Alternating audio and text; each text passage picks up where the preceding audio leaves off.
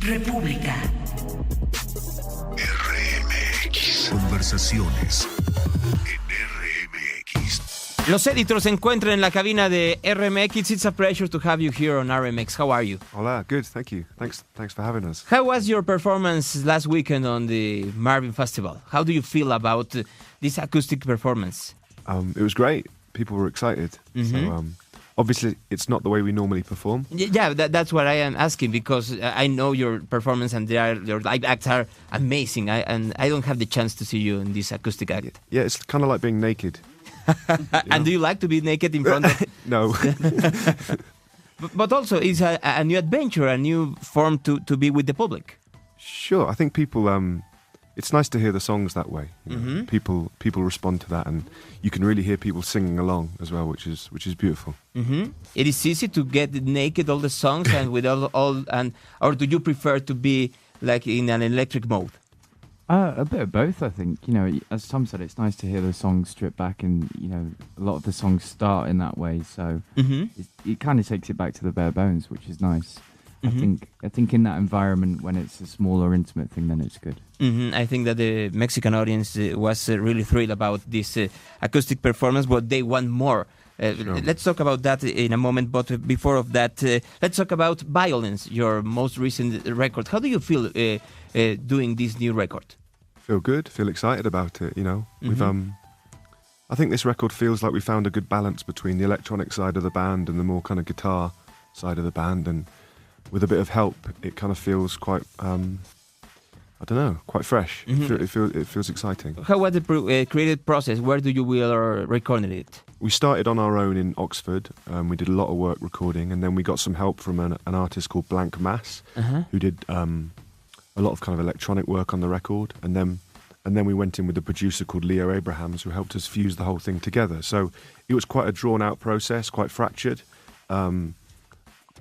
But yeah, it felt good. You know, the last record we did all on our own, and that was important. But this one, yeah, like I said, we needed some other people to come in and help us. It was easy to work along with these new people? Yeah, we didn't hit any bumps in the road, did we? I don't think. Yeah, they were both...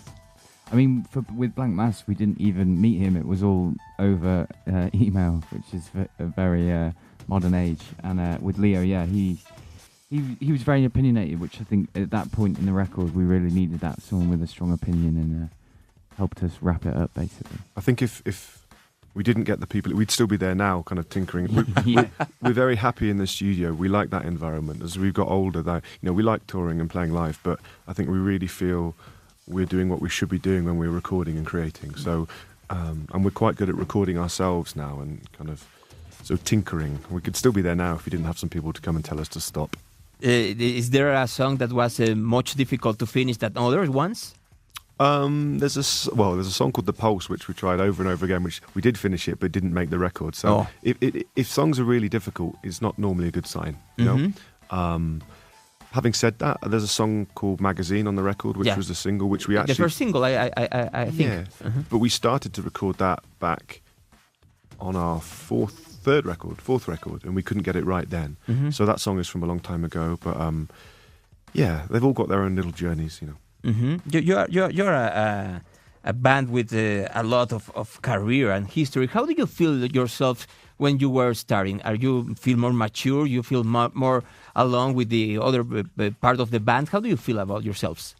I'm immensely proud of our longevity. You know, it's something that isn't particularly cool, but I think is significant. But when I look back at photos of the band on the back room on our debut record, doesn't seem like me. You know, it seems like a long time ago. Do you think that that guy that are on that photograph will be proud of yourself right now? Yeah, I think so. You know, we've always looked to bands that have careers and like have big back catalogues. Those types of bands are the bands that have influenced us. Maybe that's a band like REM or a band like The Cure. You know, those bands that have evolved and taken their audience on a journey and made different musical decisions along the way. So to echo that with our career, I think I'm very happy about. You are influencing right now for new bands, emerging bands that are listening to you with your music, and right now in this interview, how do you feel, and what kind of advice you can give to them? You got any advice, mate? And it's easy to give advice to new bands. Yeah, it's not actually, but yeah. I think I mean, it's putting the hours in really. Nothing happens very quickly, and believe in your gut, believe in yourself, and just keep doing what you're doing, and try and ignore current trends. And it's the world is so quick now; it's quite easy to get wrapped up in what is new and what is exciting. And I think if you've got a strong feeling in yourself, then believe in it and just push forward. That's characteristic of this new world, so quick, so disposable. I think that it make some bands and some people discourage of their art, their work. How do you manage that? I think we just, focus on ourselves, and we still have a passion for making the music that we're making. We're still excited about the process. We still get a buzz from that feeling of creating something that all 5 of us have had an input on. That is an addictive feeling, and I think the noise that goes on around that and all the different, the world which we are in right now and how fast everything moves, that is just noise. I think as long as you're focused on what you're doing and are passionate and try to attack it with integrity, then I think you'll be okay. And you have to realise that you can't please everyone as well. Do you know what I mean? But you have to be mature and to be on a process to understand that. Yeah, I guess so. And maybe that comes with age. Certainly on the first couple of records, when there was negativity about the band, we were never the coolest band out. We were always slightly in the shadows. There was always somebody getting more press than we were, better reviews, if that was Arctic Monkeys or Franz Ferdinand. Things like that had the spotlight, and we were in the shadows. And at the time, that was quite, not painful, but it led to anxiety, you know what I mean? And it led to stress. But now, looking back, I think, actually, the shadows is the best place for us, Because with no so much attention, you can create a lot more. Yeah, I just think you just do your own thing and crack on, How to avoid the noise? How to avoid all this media buzz and all the expectative of the industry? How to avoid that kind of things that interferes with the art? I mean, it's easy for me to sat here now on our 6th record to say, because with longevity becomes, self-confidence, and, with every record you release, it makes you stronger. Do you know what I mean? So all that stuff that can be scary is less scary because of your self-belief, because you know that there are people out there that want to come and see you play and are excited about what you do. So I just think you have to, as long as you're truly passionate about what you're doing, then it is just noise. You don't need to worry about it. Which is the importance of Mexico in the band, Mexico and Latin America, to your band, to your music? What are the kind of things that you are developing right now for Mexico, for Latin America? The world is a big place. Unfortunately, we've not got to be here as much as I'd like to have been. Certainly we've never been to South America at all. We've only ever come to Mexico. So, we've not developed anything specifically, but I think when we do come here, there is something that there's a darkness in our music, and I think the culture here, so much celebration of death and all things gothic. I feel like our music does strike a chord to the people that like it here. So hopefully we'll come back more. Well, because there are in Mexico some kind of connection with death. You know that. Yeah. And death not like the end, but the beginning of something new. And I think that the editor's music has that characteristic. Yeah. Yeah, I agree. I think the romance and the kind of...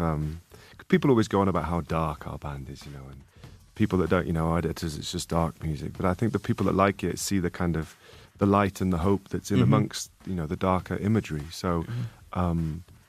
and I think that resonates here. I think about Smoker Outside the Hospital Doors, and I think that that's a beautiful song, that this kind of darkness, but also hope, a little hope that something new could begin from the end, from finishing something. Sure, it can't all just be misery. We do want people to have a good time. When people come to our shows, I think they leave with a smile on their face. Where was the last time you were in misery? Oh man, a week ago. A week ago? Really? Yeah, it was a pretty dark American tour. We came from North America, which it wasn't actually. It was good. It was great, but being away from home is hard. How do you manage that? We don't go away for as long as we used to. You know, 3 of the band have children. So yeah, once you're away for over a week, it starts to feel pretty weird and pretty hard, you know. So we've been away now for 2.5 weeks, which isn't that long in the scheme of things, you know what I mean? But we're all looking forward to going home and seeing our families and stuff. So obviously technology is helpful in the modern age to, you know, to actually see people that you're not with. And but yeah, it's a balance. How do you explain and how do your kids manage your work and your art? The kind of euphoria you manage with the people that are around you when you are performing? Well, I mean, it's not really an explanation. It becomes kind of a normality to them, you know. As they get older, they understand it a bit more. So both mine came out for a few days when we were touring in Europe, and they came to Poland and East Germany, and they saw the show, and they saw everything that goes around it, and the routine, and the people that are with the band, and the whole, you know, and it becomes okay. That's dad's life, you know, and they're excited by it. You know, they're children, so it's cool to see your dad up there with a guitar making a big racket, you know. And to go on a tour bus. I think that's like the best thing when you're a child. Yeah? Yeah, that's the best thing, you know, because it's something that their friends can't share with them, you know. They don't really know what that's like. So to be, you know, to have a moving Home. capsule home that, you know, it is immensely exciting for them. But as they get older, they'll start to resent it and think that dad's really uncool, and they'll probably want to do something completely different. They want to be musicians? They are passionate about everything at the moment. I mean, they do some music. Yeah, they're still quite young. They're at that beautiful age where everything is exciting. How do you see yourselves in 10 years? El? Yeah, probably still here, just a bit older. I don't know, yeah, it's hard to say. I think, yeah, we always think about pushing forward, and as long as the creative vibe is still there, then yeah, I think we all still want to do it. We're still getting excitement from playing live and being in each other's company, which is important. I hope that we can see you here in Mexico playing in acoustic or in electric mode sooner than in 10 years. Yeah, I hope so. We'd love to. It was a pleasure to have you here in this morning on RMX. Gracias. Thanks for having us. Thank you very much. Son los editors esta mañana en RMX. Do you want to present your song, please? Okay, this is Hallelujah Solo by Editors.